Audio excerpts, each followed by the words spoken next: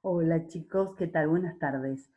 Hoy vamos a ver algunas características de las bacterias, características estructurales de las bacterias que son fácilmente observables en el microscopio y que nos sirven para la identificación clásica de las mismas.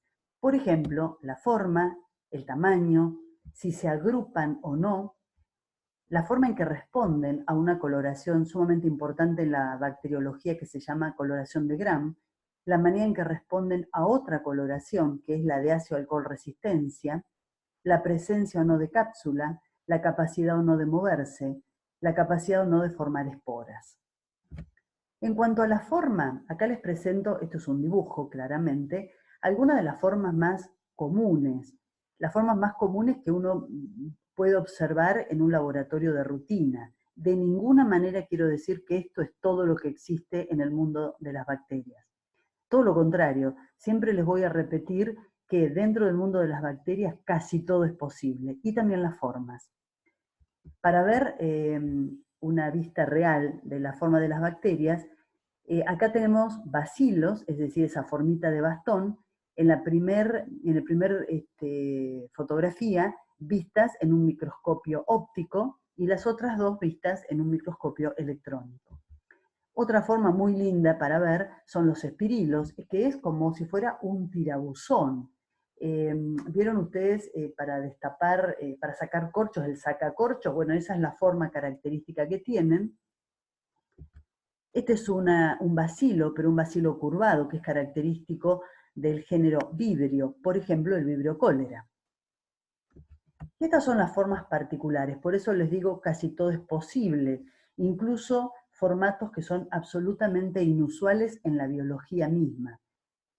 Hay células bacterianas que son cuadradas, por ejemplo, esta que les estoy presentando acá. Esta bacteria fue descubierta por Walsby, de hecho, por eso lleva ese nombre específico, en el año 1980 y la encontró en una laguna hipersalina cercana al Mar Rojo. Lo notable de esto es que él la podía ver al microscopio. Acá se ve una observación al microscopio, pareciera que fuera un contraste de fases en la derecha. Él sabía que estaban, pero fue incapaz de reproducirlas en el laboratorio. Es decir, nunca las pudo cultivar en el laboratorio. Tuvieron que pasar alrededor de 20 años para que en el año 2004 dos grupos de investigación distintos, uno trabajando en Australia y el otro en España, lograron dar las condiciones en el laboratorio como para que esta bacteria pudiera desarrollar. Esto también es interesante que ya lo vayan teniendo en cuenta, la importancia de encontrar la forma de reproducir las bacterias en el laboratorio, que de hecho, a pesar de todos los avances de la microbiología, no lo tenemos. De lo que nosotros podemos encontrar o desarrollar en el laboratorio, se ha demostrado que es menos de un 10% de la diversidad microbiana que existe en el ambiente. Es decir, comparten el mundo con nosotros, sabemos que está genéticamente, pero no somos capaces de conocer su metabolismo y cuál es la importancia o cuál es la función de esa bacteria en el ambiente donde se encuentra. Otra forma también muy particular y distinta es la forma de estrella, y de ahí el nombre de Stella. Esta es una bacteria gram negativa, no móvil, que fue descubierta por el año 60, en 1966. Y de nuevo, su descubridor tuvo bastantes problemas para desarrollarlas en el laboratorio. Recién varios años después, otro grupo de investigación lo pudo hacer. ¿Cuál era la particularidad de ellas? Que como yo les puse acá, es una bacteria oligotrófica. No sé si conocen la palabra, posiblemente sí conozcan el término oligo, que es griego y quiere decir algo en pequeñas cantidades, ¿no? Cuando ustedes hablan de oligonutrientes, son nutrientes que se necesitan en pequeñas concentraciones. Esta era una bacteria que necesitaba un medio muy diluido para crecer. Esto también es otro aprendizaje desde ahora. No siempre más es mejor. No crean que uno le pone de todo en el medio de cultivo y con eso vamos a lograr un mejor crecimiento. En este caso eso era contraproducente y la bacteria no desarrollaba directamente.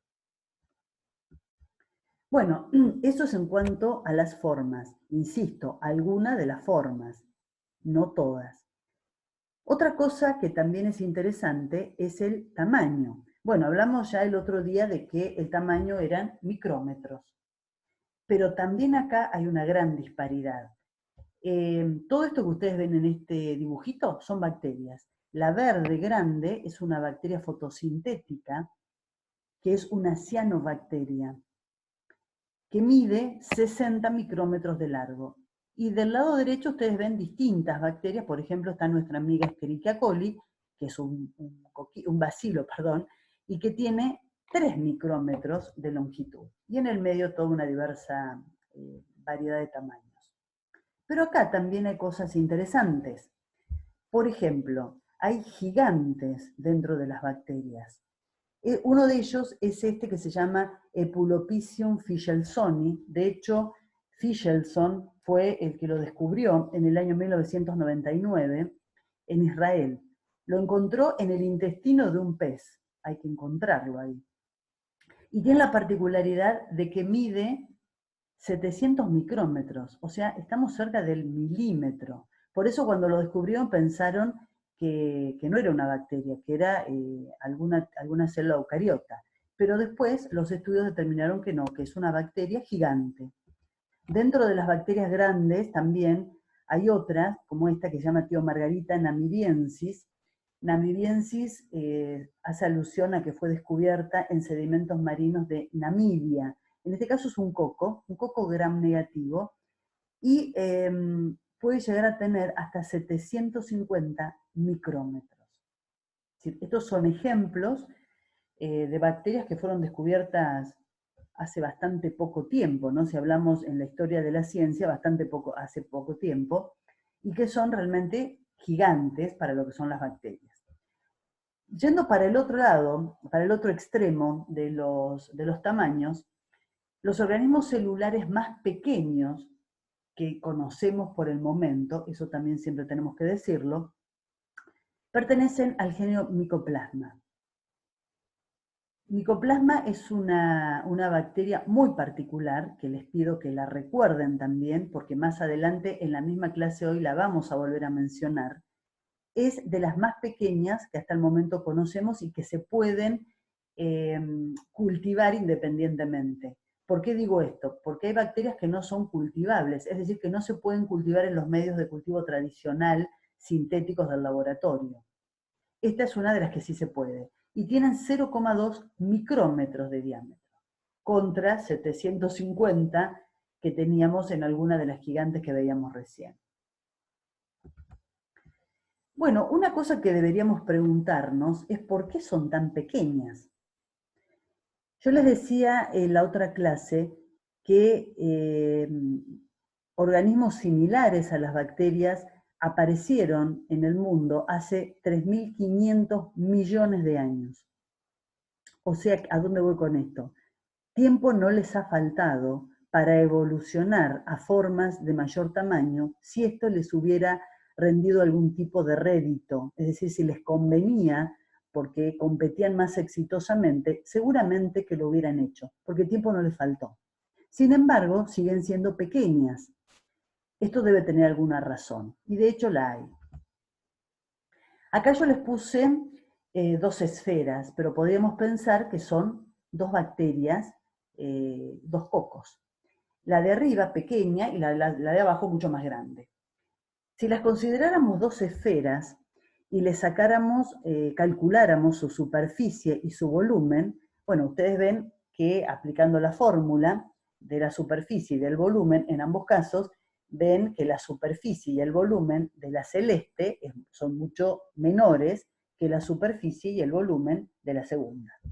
Pero si nosotros hacemos el cálculo de superficie sobre volumen, las cosas cambian. Y la esfera celeste tiene el doble de relación superficie-volumen que la verde. Aplicándolo al mundo de los microorganismos, de las bacterias en particular. Ustedes recuerdan que toda la interacción que una bacteria o que cualquier célula tiene con el ambiente lo hace a partir de sus membranas citoplasmáticas. Es decir, todos los intercambios, el ingreso de los nutrientes, expulsar todas las sustancias que sean nocivas producto del metabolismo, lo hace a través de las membranas. Entonces, cuanto mayor superficie de contacto tenga, más efectivo será este tipo de transportes. Si nosotros evaluamos exclusivamente la superficie, bueno, una célula más grande tiene mayor superficie de membrana, pero al hacer la relación superficie-volumen, ustedes ven que son mucho más efectivas las formas pequeñas. Y esto es una de las razones por las cuales las bacterias crecen tan rápido. Si ustedes reemplazan, y en algún momento lo vamos a hacer, comparar la velocidad de crecimiento de una célula eucariota con la velocidad de crecimiento de una célula bacteriana, van a ver que realmente las bacterias crecen mucho más rápido. Y esto tiene varias razones, pero una de ellas es justamente la gran rapidez con que ellas pueden hacer el intercambio con el ambiente que las circunda. Perdón, me sonaba el teléfono. Eso es uno de los problemas de estar trabajando en casa. Bueno, continuemos. El siguiente de los caracteres morfológicos que son interesantes tener en cuenta es lo que llamamos agrupación. Si ustedes observan, espero que en algún momento lo podamos hacer, al microscopio, van a ver que hay veces que las células se encuentran solas, individuales, cuando hacen la observación microscópica. Y otras veces están agrupadas de alguna manera. Estas agrupaciones no son casuales, sino que está genéticamente establecido y también son interesantes para la identificación clásica de los microorganismos. Son todas pistas que nos van llevando a qué tipo de microorganismo puede ser el que estamos estudiando. ¿Qué tiene que ver o de dónde viene la agrupación de las bacterias? Ustedes seguramente saben que las bacterias no tienen reproducción sexual y que la manera que tienen de reproducirse es por fisión binaria. Cuando se dividen de esta manera, en algunos casos, las células hijas se separan y quedan individuales. En cambio, en otros casos, permanecen unidas por mucho más tiempo. Ahí vienen las agrupaciones. Y los distintos tipos de agrupaciones tienen que ver con el número de planos en la división. Por ejemplo, acá vemos en el dibujito un bacilo y abajo un coco. En el siguiente vemos una línea roja en la parte de arriba y la misma línea en color amarillito en el caso de los cocos. Es una línea vertical. Ese sería el plano de división de estas hipotéticas bacterias. Es decir, cuando se dividen, lo hacen siguiendo ese plano marcado en rojo o en amarillo. Con lo cual quedan dos células, una vecina a la otra, unidas, y este tipo de agrupación se denomina estreptos. Entonces da como resultado como un trencito de bacilos o como un collar de perlas en el caso de que sean los cocos. Acá solamente como a modo de ejemplo para ir conociendo algunas bacterias, hay una bacteria que se llama Streptococcus pyogenes. Streptococcus a ustedes le está dando claramente la agrupación que tiene. Es un coco agrupado en estrepto. La particularidad de este, por eso se los puse como ejemplo, es que suelen dar faringitis, que son bastante dolorosas, y piógenes viene de la capacidad de esta bacteria de producir pus. Esta bacteria es piogénica, por eso el nombre específico es piógenes. Y fíjense ustedes esa garganta con esas placas blancas, probablemente ustedes la hayan sufrido, es el Streptococcus piógenes. Otra forma de agruparse las bacterias es en tétradas, o sea, de a 4. En este caso se da solamente en el caso de cocos y los planos de división son 2 y perpendiculares. Es decir, estos coquitos a veces se dividen de acuerdo al plano vertical, dando un coquito al lado del otro, como en el caso anterior. Pero también pueden dividirse en el otro plano, en el horizontal, dando cocos como si fueran algunos arriba y otro, uno arriba y uno abajo. Para entender esto tienen que pensarlo de manera tridimensional, ¿verdad? Lo de arriba es un dibujito, pero abajo en el último cuadrito, ustedes van a ver un coco real, que es un micrococcus, teñido por la coloración de Gram. Y hay veces que hay más de 2 planos, que pueden ser 3 o más planos de división. Y esto da como resultado una especie de racimo de uva, que es lo que se conoce con estáfilos. Esa agrupación es en estáfilo. Hay una bacteria con la cual también vamos a trabajar, o solemos trabajar en el laboratorio, que se llama Staphylococcus aureus. Y tiene una agrupación característica como si fuera un racimo de uvas. Además es de color violeta porque es gram positiva. Y acá le puse una foto de un granito, un grano, en realidad es un forúnculo, porque el Staphylococcus aureus es productor de forúnculos, entre otras cosas que puede afectar al ser humano por su actividad. Eso es en cuanto a la agrupación. Vamos a otra característica sumamente importante, que es la coloración de Gram. Y para eso tenemos que entender la pared celular. No se puede pretender conocer la coloración de Gram o hacer una coloración de Gram sin saber qué es lo que está ocurriendo ahí adentro. Para eso necesitamos conocer sobre las paredes celulares de las bacterias. Y acá, chicos, yo les aconsejaría que consiguieran el BROC. El BROC está en versión digital, hay un PDF que ustedes pueden buscar y encontrar en la web. También creo que el Biocentro los puede ayudar a ustedes a conseguir la última versión en PDF. Yo les diría que ya lo vayan teniendo. Siempre recuerden que lo que nosotros les vamos a dar a través de estos encuentros virtuales es solamente una guía. Ustedes no pueden estudiar una materia como esta, o ninguna en realidad, eso lo deben saber ya, guiándose por las transparencias. Entonces, consigan el libro y cuando estudiemos para acceder a hacer una coloración de Gram, no se queden con la técnica de Gram, hay que entender qué es lo que está ocurriendo, para lo cual hay que conocer de pared celular. Y ahí vamos. Acá siempre les hago una pregunta yo, que después suelo volver a repetirla en los finales, con éxito variable de respuesta, que es si todas las bacterias tienen pared celular. Y yo respondería casi todas, casi todas. Un gran porcentaje de las bacterias, ya sea eubacterias o arquea, tienen pared celular. Hay algunos ejemplos que no. Y acá volvemos a retomar el de los micoplasmas. ¿Se acuerdan que decíamos hace un rato que los micoplasmas eran bacterias sumamente pequeñas, de las más pequeñas que era posible cultivar en el laboratorio? Ellas tienen la particularidad de no tener pared celular. Y ella es una eubacteria. Y dentro de las arquea o arqueobacterias hay otro género que es el termoplasma que tampoco tiene pared celular. Bueno, ¿para qué les sirve a las bacterias la pared celular?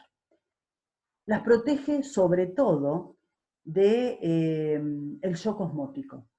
Ustedes piensen que la situación más común de las bacterias es encontrarse en ambientes que no están protegidos osmóticamente. Es decir, la concentración de solutos en el interior de las células generalmente es muy superior al medio circundante. Esa es la realidad de la vida de las bacterias. Entonces, el hecho de tener una pared celular tan rígida, tan fuerte, las protege del shock osmótico. Y también está relativamente relacionada con la forma de las bacterias. ¿Cómo está constituida? Está constituida por un polímero que no es común en la naturaleza, excepto en el mundo de las bacterias, que se denomina peptidoglicano o ureína. Son sinónimos. Da lo mismo decir peptidoglicano, peptidoglucano o mureína. ¿Cómo está constituido? Está constituido por unidades repetitivas de 2 azúcares, el N-acetilmurámico y la N-acetilglucosamina. El N-acetilmurámico es exclusivo de las bacterias, nunca ustedes lo van a encontrar en una célula eucariota. En cambio, la N-acetilglucosamina suele aparecer. Y otra molécula particular de las bacterias que no es común en la naturaleza es el diaminopimélico, el ácido diaminopimélico, que en realidad es un aminoácido, es un derivado carboxilado de la lisina. Entonces, ¿cómo se constituye lo que nosotros llamamos peptidoglicano o mureína? Por unidades repetitivas de N-acetilmurámico y N-acetilglucosamina, unidos por uniones beta 1,4. Para entenderlo, piensen como que ustedes tuvieran pelotas verdes y rojas y las estuvieran enhebrando. Entonces ponen una verde, una roja, una verde, una roja. Eso sería la alternancia entre N-acetilmurámico y N-acetilglucosamina. Y ese hilo que los mantiene unidos son las uniones beta 1,4. Por otro lado, también, a partir del N-acetilmurámico, suele existir unida una cadena tetrapeptídica, o sea, 4 péptidos unidos a esa cadena. Estos 4 péptidos son muy variables dentro del mundo de las bacterias, pero hay muchos que tienen, y fíjense acá, yo les doy un ejemplo, tienen una L-alanina, un D-glutámico, el diaminopimélico, y una D-alanina. Acá otra rareza, ¿no? Ustedes saben que los aminoácidos en las proteínas que nosotros conocemos siempre están en su forma L. Acá hay una alternancia en aminoácidos en su forma L y aminoácidos en su forma D.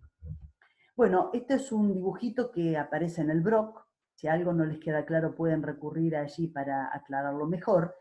Las pelotitas que yo les decía, N-acetilglucosamina, murámico, glucosamina murámico, unidos por esas uniones beta 1,4, y esas cadenitas de pelotitas de colores que ustedes ven unidos al N-acetilmurámico son los péptidos de los cuales yo les hablaba.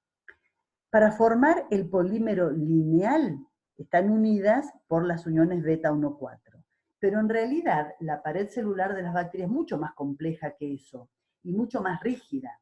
Eso implica que también haya una unión con las cadenas laterales, con las cadenas de arriba y las de abajo, porque esto no es una monocapa, son muchas capas. Entonces, esas colitas de aminoácidos les sirven para unirse por una transpeptidación con las cadenas laterales. En este caso es un ejemplo que es el de la bacteria Escherichia coli, donde se unen por transpeptidación directamente la colita de una mureína con la de la mureína del polímero lateral. Esto es un gran positivo, en este caso en un Staphylococcus aureus. La diferencia que hay con el anterior es que la mureína con su colita de 4 péptidos se une a la mureína de la cadena lateral a través, no directamente entre ellas como en el caso anterior, sino a través de una pentaglicina, es decir, 5 moléculas de glicina que sirven de unión entre uno y otro. Esto es un detalle nada más para que vean que no todas las paredes celulares son iguales. Un poco más de lo mismo para que se vea de nuevo el esqueleto, cómo está formado, en una gran positiva y en una gran negativa, que es Escherichia coli. Bueno, yo les decía que una de las características de la pared celular era la gran rigidez que tenía.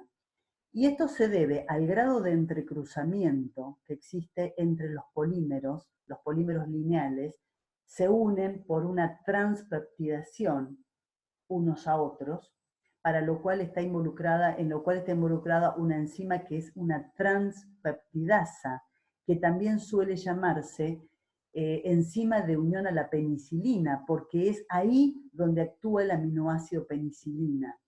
Eso ya lo veremos en su momento, para lo cual de vuelta les voy a pedir que recuerden cómo es la estructura de la pared celular. Además del entrecruzamiento, la presencia de estos enlaces distintos, que son beta 1,4, hacen que se forme un polímero, un polisacárido muy estable desde el punto de vista termodinámico, comparable a la solidez que suele tener la quitina o la celulosa dentro del mundo de los hongos o el mundo vegetal. Y por otro lado, también la rigidez depende de esa alternancia de formas L y D en los aminoácidos que la constituyen. Bueno, les decía, es muy variado los detalles que pueden diferenciar las paredes de distintas bacterias. ¿Qué pasa con las arqueas? Porque estábamos hablando de las eubacterias. En el caso de las arqueas, la variabilidad es muy superior a esto.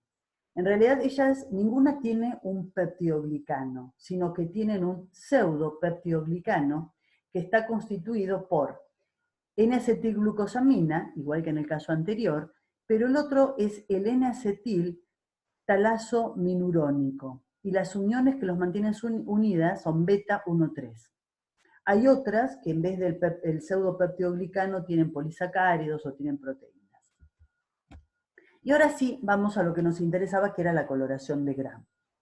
En principio, la coloración de Gram tiene una importancia muy grande para la identificación clásica de las eubacterias.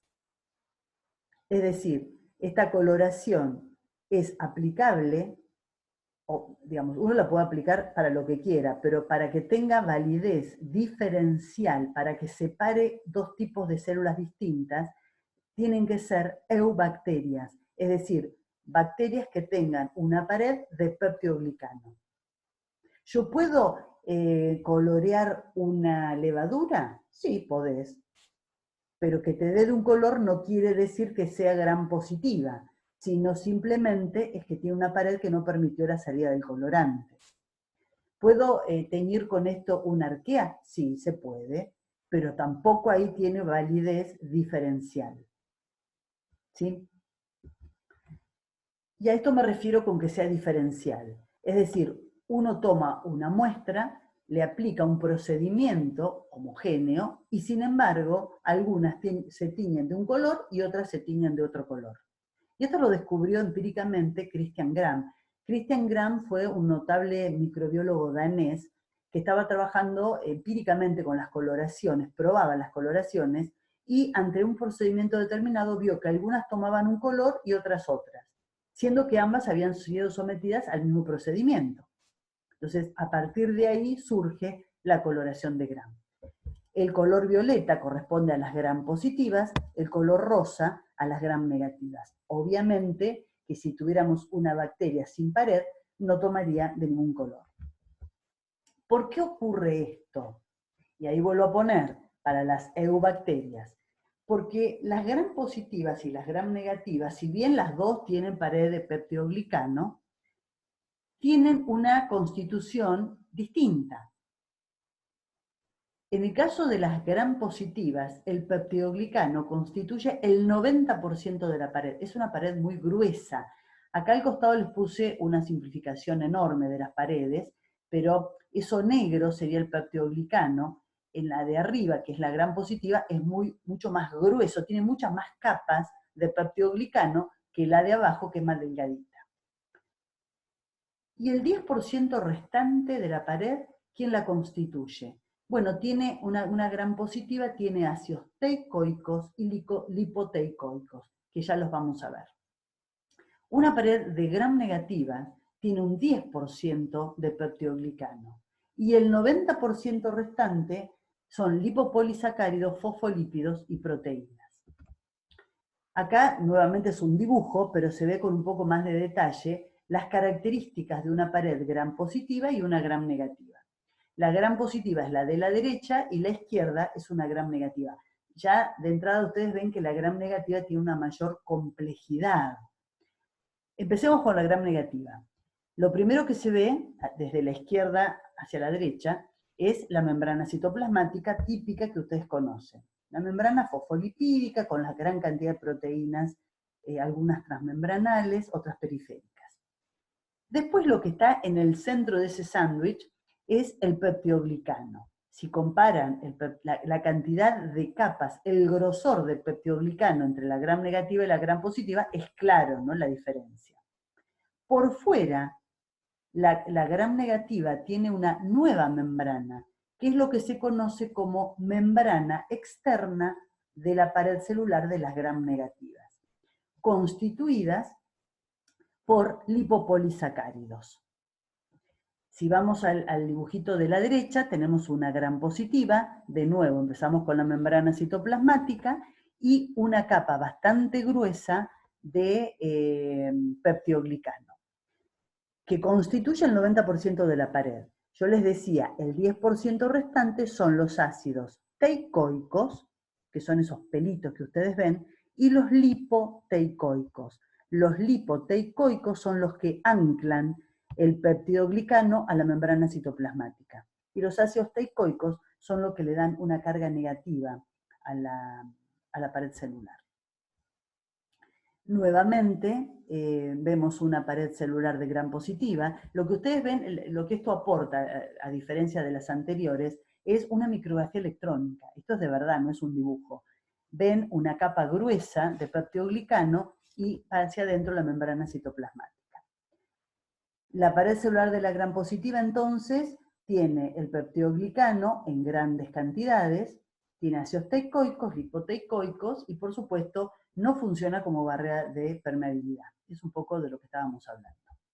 En cambio, una gram negativa, ustedes ven que tiene la membrana citoplasmática, tienen el peptidoglicano, y por encima del peptidoglicano, antes de llegar a la membrana externa, se encuentra el espacio periplasmático, que en el caso de las gram negativas tiene mucha importancia. O sea, no es un espacio vacío, sino que hay una gran cantidad de proteínas periplasmáticas, cuya función ya vamos a ir develando a lo largo del cuatrimestre.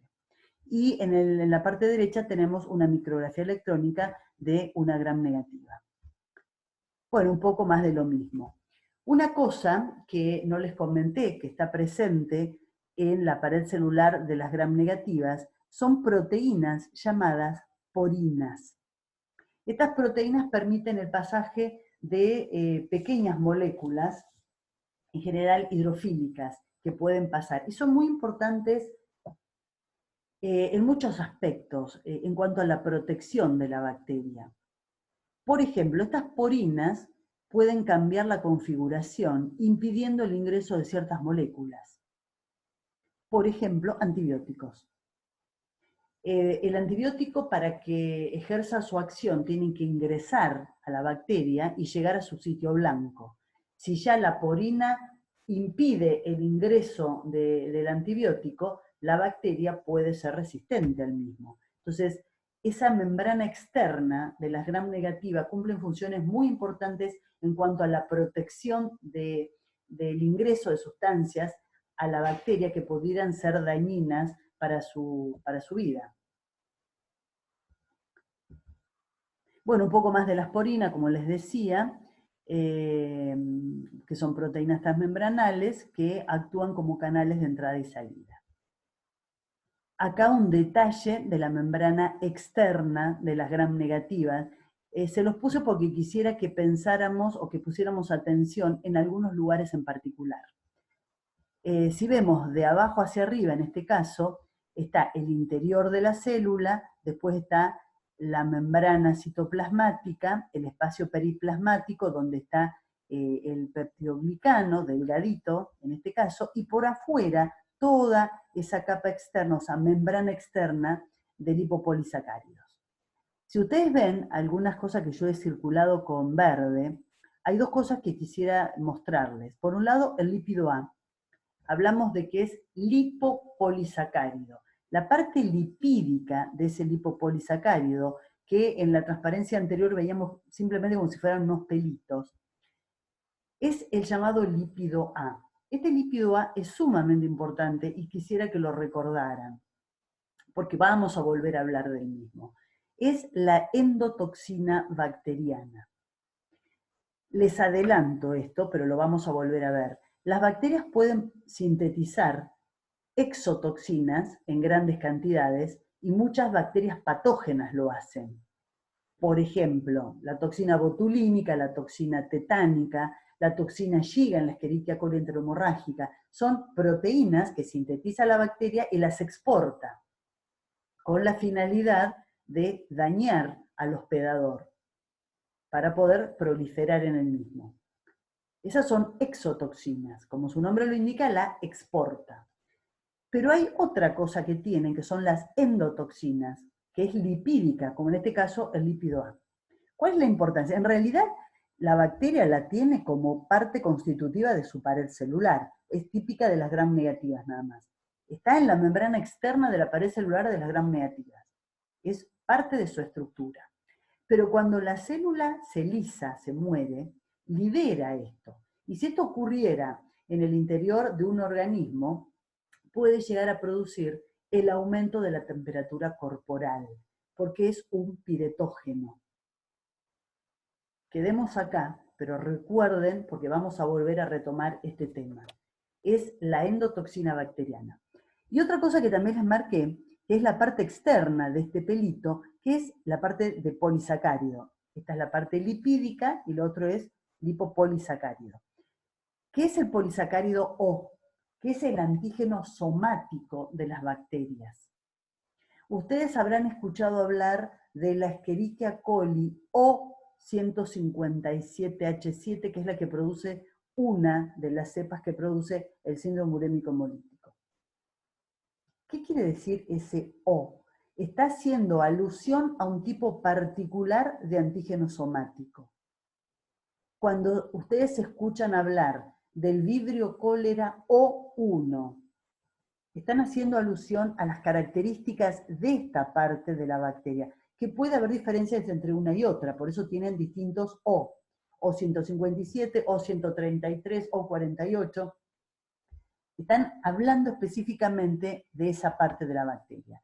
Y desde el punto de vista del hospedador nuestro también es importante, porque son antigénicos, por lo tanto, son detectados por nuestro sistema inmunológico y contra ellos van la formación de los anticuerpos. Bueno, esta es una simplificación de la técnica de la coloración de Gram, sobre la cual ustedes van a hablar en algunas clases posteriores, vamos a ver con detenimiento. Pero en definitiva, lo que es interesante ver es que utilizando dos colorantes, con un paso intermedio de decoloración, un grupo de bacterias quedan de color violeta, mientras que el otro grupo de bacterias quedan de color rosa. ¿Por qué ocurre esto? Lo primero que uno hace es colorear con un colorante que es el violeta de genciana. Ese ingresa a la pared celular de cualquiera de las dos bacterias y ambas, positivas y negativas, quedan de color violeta. Hay unos detalles que después vamos a ver, pero recuerden esto. Luego sobreviene un paso de decoloración con alcohol acetona. En ese punto, las bacterias gram negativas, por las características de la pared celular, pierden el colorante, mientras que las gram positivas, por su pared celular también, lo retienen. Entonces, unas quedan violetas y las otras quedan incoloras, porque perdieron el colorante. Y finalmente hay un paso de coloración de contraste, que se le agrega una fucsina, para que las bacterias que quedaron decoloradas se tiñan de color rosa. ¿Se entiende? Por eso se considera una coloración diferencial, porque tratando de la misma manera a todas las bacterias, algunas quedan de un color y las otras de otro. Y eso tiene que ver con el tipo de pared celular que tengan esas bacterias. Esta coloración tiene validez solamente para eubacterias. Ustedes pueden colorar, como les decía en un principio, lo que quieran, pero no tiene validez desde el punto de vista de lo diferencial. Cuando ustedes hablan de que una bacteria es gram positiva, el que entiende sabe que están hablando de un tipo de pared celular. Que yo tiña una levadura y me quede violeta, es eso nada más, tiñé la levadura de violeta, no que esa levadura, no es lícito decir la levadura es gram positiva, porque no tiene una pared celular de gram positiva. Lo mismo ocurriría con una arquea, que tampoco tiene una pared de peptidoglicano, por lo tanto no es válida la característica diferencial de esta coloración. Bueno, yo también les decía en un principio que es una coloración muy importante en la bacteriología.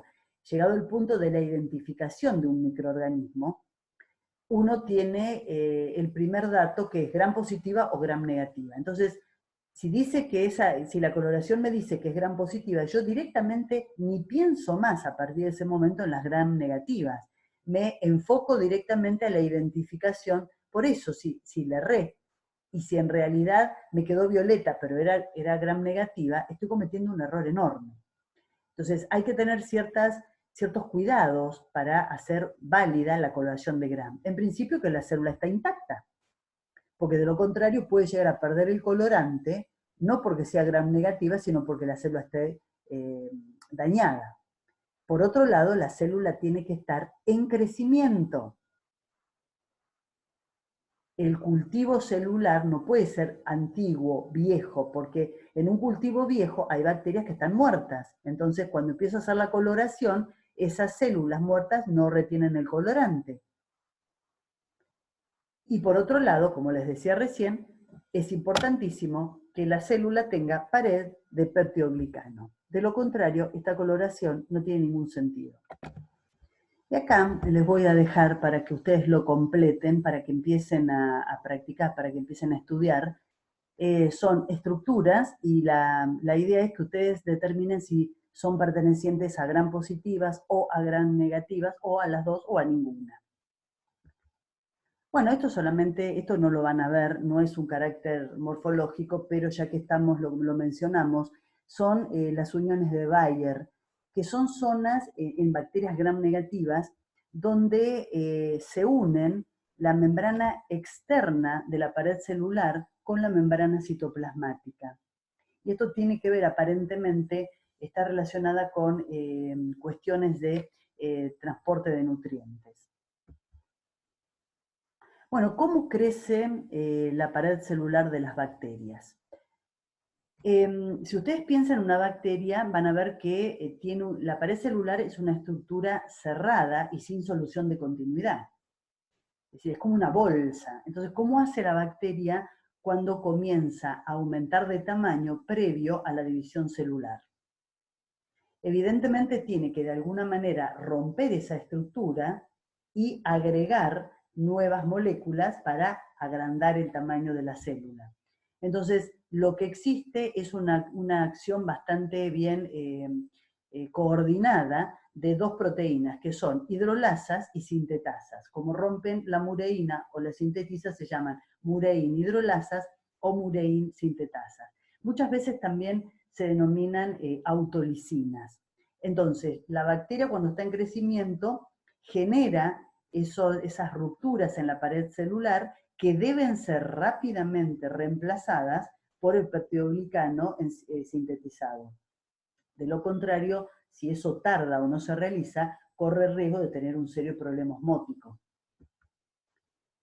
En general se considera que la síntesis de la pared celular está constituida por 4 etapas, que comienza en el citoplasma, claramente, con la síntesis de los precursores solubles, N-acetilmurámico y el N-acetilglucosamina. Estos precursores tienen que ser exportados al exterior de la célula, o sea, tienen que atravesar la membrana citoplasmática para llegar a nivel de la pared, lo cual para estas moléculas no sería muy sencillo. Entonces aquí interviene un transportador lipídico que suele llamarse bactoprenol. En realidad el nombre es un decaprenilfosfato. Se lo llamaba bactoprenol porque se pensó que era exclusivo de bacterias, después se vio que no era tan así. Entonces, el bactoprenol hace un flip-flop y saca estas moléculas hacia el exterior de la membrana citoplasmática, o sea, a nivel de la pared celular. Estas unidades disacarídicas se polimerizan primero en cadenas lineales, pero todavía siguen unidas al bactoprenol. Entonces luego las libera el bactoprenol y queda nuevamente a disposición para seguir sacando hacia afuera otras moléculas. La unión del polímero lineal así formado al peptidoglicano se produce por entrecruzamiento. Esto es lo que se conoce como transpeptidación. Es un paso fundamental porque de esto depende la rigidez de la membrana. Hay una proteína que en definitiva es una transpeptidasa, pero también se la suele llamar proteína de enlace a la penicilina. Esto es bastante notable, ¿no? Es decir, todos los betalactámicos actúan a nivel de esa enzima transpeptidasa. Entonces, Ya les voy dando un dato sobre el cual vamos a hablar más adelante. Es ese el punto de acción de la penicilina. La penicilina y todos los betalactámicos, no solamente la penicilina, actúa en el último paso de la síntesis de la pared celular, en la transpeptidación, porque se une a esa transpeptidasa no permitiendo el entrecruzamiento. Esto lleva a que la pared celular quede sumamente frágil y finalmente se rompa, llevando a la muerte celular, justamente por un shock osmótico. Bueno, acá un poco es un gráfico donde se sintetiza un poquito lo que yo les estaba diciendo anteriormente. No solamente los betalactámicos actúan sobre la pared celular, la lisozima, esa enzima que es común en las lágrimas, en la saliva, en el calostro, también actúan sobre la pared celular de las bacterias. Pero en este caso lo que hace es hidrolizar la unión beta 1,4, es decir, actúa sobre el polímero lineal. Este experimento se lleva adelante en condiciones de laboratorio controladas y las bacterias son puestas en un medio isotónico, es decir, para protegerlas de cualquier shock osmótico. Por eso se puede hacer. Entonces, en esas condiciones, si se le agrega una lisozima, se rompe la pared, pero la bacteria no se muere, porque en definitiva la pared no es un elemento esencial siempre y cuando la bacteria esté osmóticamente protegida. Entonces se elimina la pared quedando esferoplastos en la gram negativa y un protoplasto en la gram positiva. Las gram negativas quedan con trocitos de pared celular, por eso a eso se lo llama esferoplasto. Esta situación es reversible, es decir, la bacteria está viable porque está protegida, y si se quita la lisozima, vuelve a sintetizar la pared y sigue su vida normal. Eso es en cuanto entonces a la coloración de Gram. Otra coloración de gran importancia en bacteriología, sobre todo en la parte clínica, es la de ácido alcohol resistencia. Hay unas bacterias, un género, o varios géneros, pero uno en particular, que es el género Mycobacterium, dentro del cual se encuentran algunos patógenos humanos bien conocidos por ustedes seguro, como el agente etiológico de la tuberculosis y el de la lepra. Mycobacterium tuberculosis y Mycobacterium lepra. Estas bacterias, todo el género, tiene la particularidad de que son gram positivas. Son bacterias, en definitiva son bacterias gram positivas. Pero por fuera de esa pared gruesa de peptidoglicano, tienen una gran cantidad de lípidos, de ácidos grasos, que se llaman ácidos micólicos. De ahí el nombre de micobacterias. No confundir con micoplasmas, cosa que por mi experiencia les suele ocurrir bastante frecuentemente. Son justamente dos cosas muy distintas. Los micoplasmas no tienen pared celular. Las micobacterias tienen una pared celular muy resistente, muy particular. Entonces tienen el peptidoglicano, tienen los ácidos micólicos y un polisacárido que se llama arabinogalactano que se une a la pared de peptidoglicano. Esta particularidad que tienen las hacen sumamente resistentes a muchas cosas, por eso también son bacterias muy interesantes desde el punto de vista de la utilización de desinfectantes, de las temperaturas para inactivarlas, eso ya lo vamos a charlar en su momento. Pero tengan en cuenta eso, esa pared celular redunda en características muy particulares de este grupo de bacterias, sobre todo que son muy resistentes. Y a una de esas cosas es a la coloración. Es decir, si se quiere colorear una micobacteria con Gram, no van a poder hacerlo, porque el colorante no va a atravesar esa capa de ceras tan gruesa que tiene. Entonces, para verlas hay una coloración particular, que es la de Ciel y Nielsen. En realidad eran dos bacteriólogos daneses también ellos, que juntos definieron esta coloración. Ya la vamos a ver en particular, pero para que tengan una idea de cómo se logra colorearlas, es con un paso intermedio de calor. Es decir, se hace un extendido, se pone el colorante con un mordiente y se calienta el portaobjetos. De esa manera el calentamiento favorece el ingreso del colorante. Pero claro, una vez que ingresó, es muy difícil que salga. Incluso si se utiliza un decolorante que es el alcohol ácido. Por eso esta tinción también se habla de ácido alcohol resistencia, es decir, la coloración persiste a pesar de que se intente decolorarla con alcohol ácido. El resto de las bacterias que pudieran estar acá, obviamente, se decoloran muy fácilmente. Y lo que aparece hacia la derecha es una foto sacada al microscopio de posiblemente un esputo de un tuberculoso. Es una coloración que se utiliza mucho para el diagnóstico rápido de la enfermedad. Es decir, se trata el esputo de determinadas características y se colorea con Zell-Nielsen. Eso que ustedes ven rosa son bacterias ácido-alcohol resistente, que hay en bastante cantidad. Todo lo que se ve en azul, algunas son otras bacterias que no resistieron a la decoloración, se decoloraron y tomaron el colorante de contraste, que es el azul de metileno, y las grandes son células epiteliales. Bueno, y por último, vamos a hablar de algo que me parece que es oportuno mencionarlo en este momento, si bien no es un carácter morfológico, ustedes no lo van a ver al microscopio y tampoco sirve demasiado para la clasificación, pero es interesante saber qué tienen. Digo que es interesante porque durante mucho tiempo se supuso que las bacterias no tenían citoesqueleto.